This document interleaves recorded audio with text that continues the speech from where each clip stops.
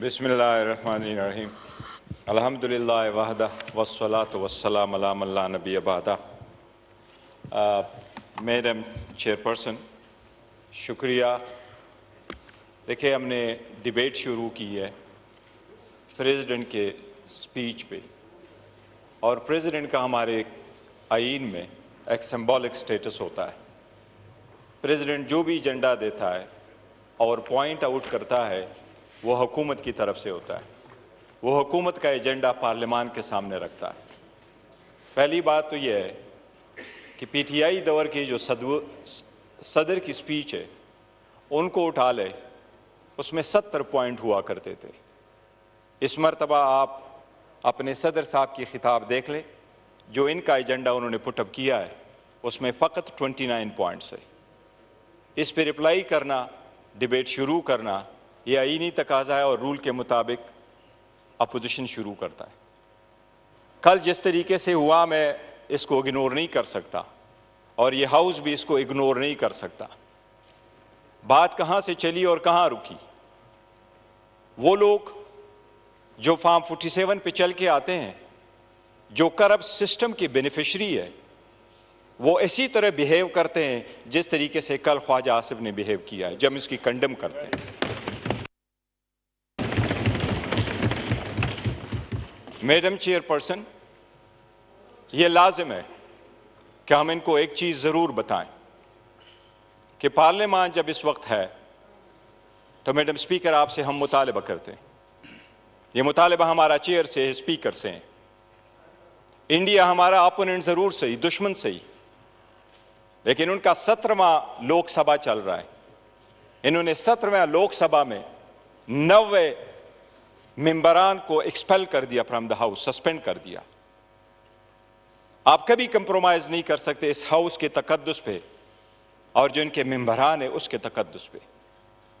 उसने कल जो कुछ चेयर को कहा, चेयर उसको माफ करे, लेकिन उसने हमारे एक मुअज़्ज़ज़ रुकन के बारे में जो अल्फाज कहे हैं, हम सिर्फ मुजम्मत नहीं करते, हम चेयर से मुतालिबा करते हैं आप उसको एक्सपेल फ्रॉम द हाउस करो part the remaining session.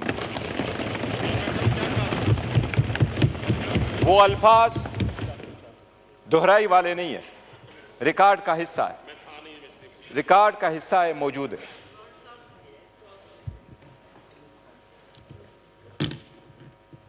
Madam chairperson, there is enough to everything. उसको फकत इतना कहा गया कि ये अल्लाह के 99 नाम है, इसके नीचे आप खड़े हैं, ये अल्लाह के 99 नाम के नीचे फकत इतना कहो कि आप जीत चुके हैं, हम आपको मानते। आप खुद हारे, चिच हारे, खुद हारे, आप हारे, आप हारे, आप हारे।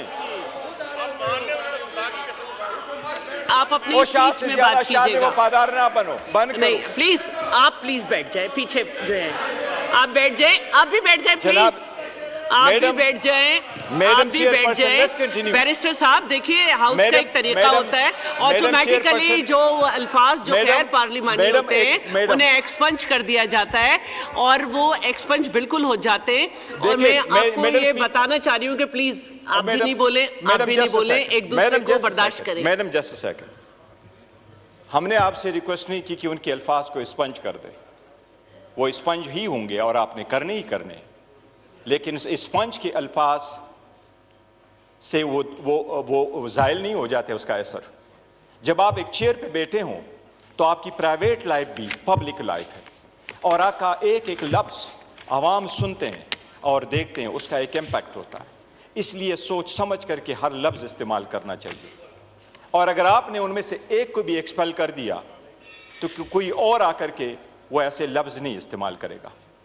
पहले दिन से हम आकर के यही चेयर को कह रहे हैं कि हम आपको सपोर्ट करना चाहते हैं, हम आपको मजबूत करना चाहते हैं, पर हम सिर्फ और इस तरफ ये कह रहे हैं कि आप अपने पार्टी के असर से निकल के बाहर आए, ताकि आप बनो कि आप इस हाउस के कस्टोडियन हैं, ताकि हम आपको सपोर्ट करें। मैडम चेयरपर्सन, इनको हम क्या याद दिलाएं? उमर अयूब खान साहब के बारे में जो उन्होंने अल्फाज कहे, we are so proud of him. We are so proud of his legacy. We are so proud of his family's legacy. वो इस ईवान में 22 साल रहे, न किसी ने करप्शन का इल्ज़ाम लगाया, न misuse and abuse of authority का लगाया, और न ही किसी ने कोई एक इल्ज़ाम लगाया कि इस 22 साल में उस बंदे ने एज नुमाइंदे की हैसियत से कभी एक लफ्ज़ ऐसा इस्तेमाल किया हो कि चेयर ने उसको एक्सपंज किया हो. And that is the reason we are proud of him. और इसी वजह से इमरान खान साहब ने उसको लीडर ऑफ द अपोजिशन बनाया है.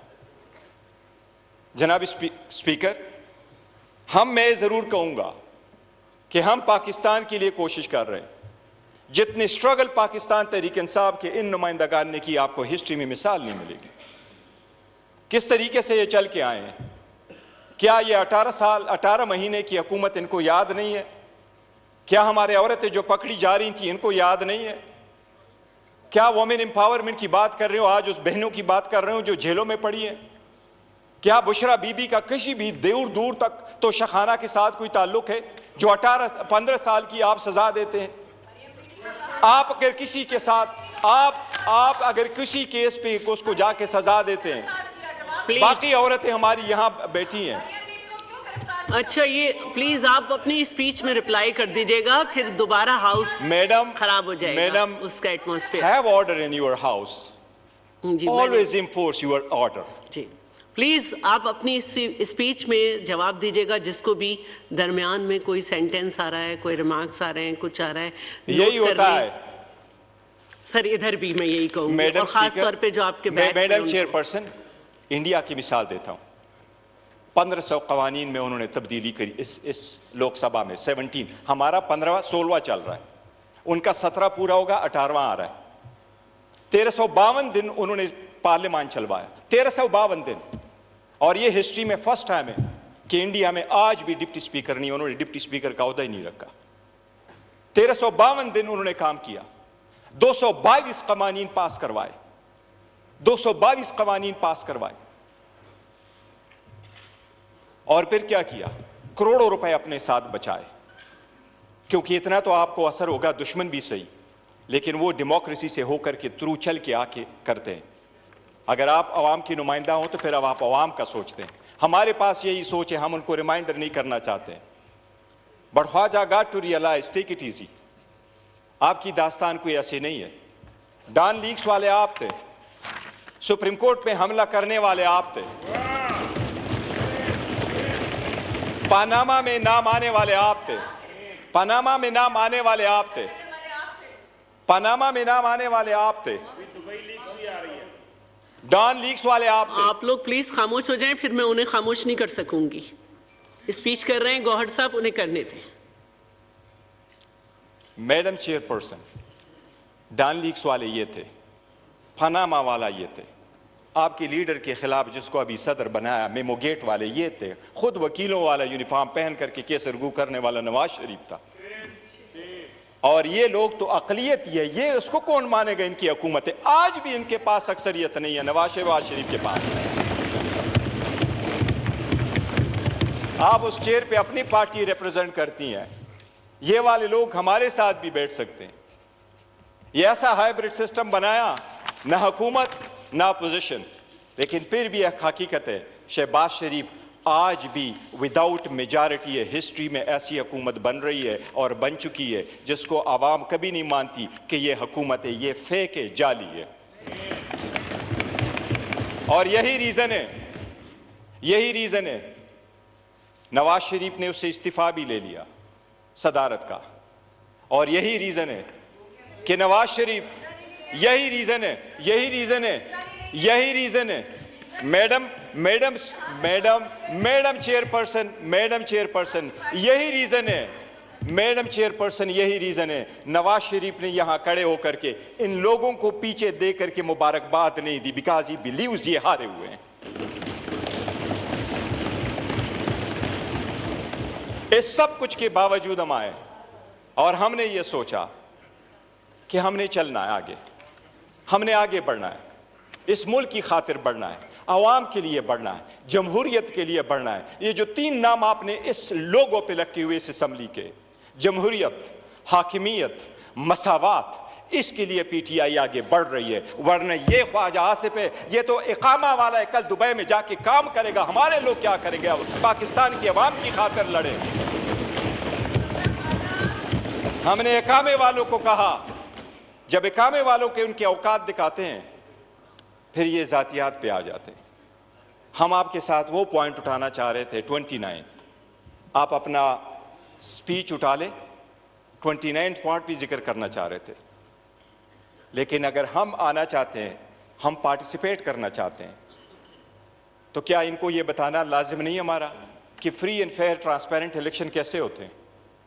क्या फ्री फेयर ट्रांसपेरेंट इलेक्शन के लिए ये प्रोसेस था जो इलेक्शन कमीशन ने बनाया? आपने 175 पॉलिटिकल पार्टी में से निशान सिर्फ और सिर्फ पाकिस्तान तहरीक इंसाफ से लेना था।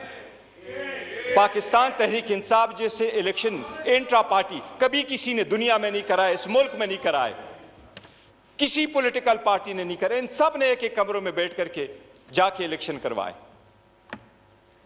मैडम चेयरपर्सन, पाकिस्तान की खातिर हमने आगे बढ़ने की कोशिश की, क्या वो मकामे वाले नहीं है, मुल्क की खातिर आगे बढ़ने की कोशिश की, ये सारा कुछ बुला की कोशिश की। इमरान अहमद खान साहब नियाज़ी जिसका नाम है, वही ये कह रहा है कि मेरे ऊपर जितनी ज्यादतियां हुई हैं मैं माफ़ करने को तैयार हूँ। हम बरामदा ऐलान कर चुके हैं, लेकिन उसकी रीज़न क्या है? इस मुल्क की खातिर आपने कितने केसेस बनवाए? आपने 203 केसेस बनवाए, केस आफ्टर केस आपने बनवाया। इस्लामाबाद का ऐसा पुलिस स्टेशन नहीं है जिसमें आपने केस रजिस्टर नहीं करवाया। इस्लामाबाद के कवानीन जो अप्लीकेबल है उसमें कोई ऐसा क्रिमिनल लॉ नहीं और सेक्शन नहीं है जिसमें पुलिस ने कभी केस रजिस्टर किया हो और खान साहब पे वो रजिस्टर ना हुआ हो।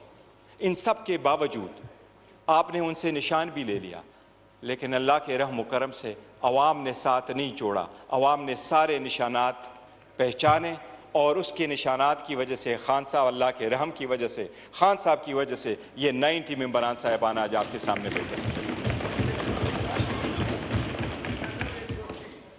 और एक इफेक्ट हमारे 180 हैं। काकड़ साहब सही कह रहे हैं, फैक्ट्स एंड फिगर हम दे चुके हैं। हमारे 180 मेंबरान हैं, 180 हमारे मेंबरान हैं जिसका हमने पूरा डिटेल दिया हुआ है। इसके बावजूद कि हमारे साथ ये ज्यादतियाँ हुई, हम पार्लियामान का हिस्सा बने। हमने रिजिग्नेशन की तरफ नहीं गए, हम धरने की तरफ नहीं गए, हम बॉयकॉट की तरफ नहीं गए। हम बार बार चेयर को कहते हैं, कल चेयर से रिक्वेस्ट करते रहे कि 1 मिनट का टाइम दे, पर्सनल एक्सप्लेनेशन के लिए टाइम दे, लेकिन चेयर ने टाइम नहीं दिया। क्या चेयर का टाइम देना नहीं बनता कि पोजीशन की इतने मेंबरान को टाइम दे? क्या पर्सनल एक्सप्लेनेशन पे भी टाइम नहीं बनता? क्या अगर पर्सनल एक्सप्लेनेशन पे बात की जाए तो वो म्यूट किया जाए और उसका स्पेस ना मिले? क्या पाकिस्तान में ये आज एक मुसल्लम उसूल नहीं है? आप उठाएं,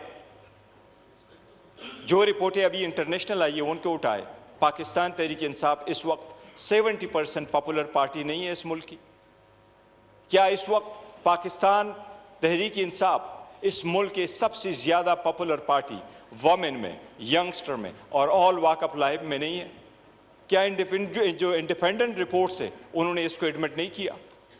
उसके लीडर को आपने जेल में रखा और फिर आप कहते हैं हम कानून की बालादस्ती चाहते हैं। आप वो लीडर को जेल में रखते हुए आप कह रहे हैं कि हम इंसाफ दिलाएंगे। आपने नवाज शरीफ को जिस तरीके से ट्रीट किया, जिस तरीके से आप उठा कर के लाएं, अगर उनको ये कहें कि आपका जाना भी मुतनाज़ा था और आपका आना भी मुतनाज़ा है, आपका सीट भी मुतनाज़ा है और आपकी पार्टी भी मुतनाज़ा है। तो आप वाइंड अप कर लें, 15 मिनट्स पूरे हुए हैं। कितने मिनट्स हो गए? 15 मिनट्स। आप 156 पे स्टार्ट लिया था। मैं कुछ मजीद गुफ्तगू करना चाह रहा था, अगर आप ज़्यादा टाइम देती है तो फिर करता हूं। मैं चाह रही थी कि थोड़ा ख्याल कर लें फिर आप कर लें, क्योंकि जो बातें हो रही हैं वो तो रोज़ ही होंगी ना स्पीच पे। मैं ये जिक्र ज़रूर करूँगा जनाबी स्पीकर, मैडम चेयरपर्सन, हम चाहते हैं पाकिस्तान हो जिसमें लिबर्टी और जस्टिस फॉर ऑल हो, जिसमें रूल ऑफ लॉ हो, जिसमें जमहूरियत हो, जिसमें आज़ाद अदलिया हो, जहाँ जजेस के घरों में कैमरे न लगे, जहां जजेस के अजीज़ों को ज़द-ओ-कोब न किया जाए। अदलिया इंडिपेंडेंट होगी, मजबूत होगी, तो हमें 45 साल इंसाफ के लिए इंतज़ार नहीं करना पड़ेगा, हमें बर वक्त इंसाफ मिलेगा। यहाँ हम बैठे हुए हैं और हम आवाम का वोट अगर लेकर के यहाँ बैठे हैं तो हमने ज़ाती मुफादात से बालातर होकर करना है। इसलिए हम रेडी हैं कि कौम और अवाम की खातिर और मुल्क की खातिर हम आगे बढ़ना चाहते हैं, और हमने जो आवाज़ उठाई है वो इस मुल्क की जमहूरियत को मजबूत करने के लिए किया है। अदरवाइज़ जो सख्तियाँ हमारे साथ होनी थी वो हो चुकी हैं, और पाकिस्तान की अवाम अच्छी तरह जान चुकी है कि असल जमहूरी लोग कौन है। Thank you madam speaker. Thank you.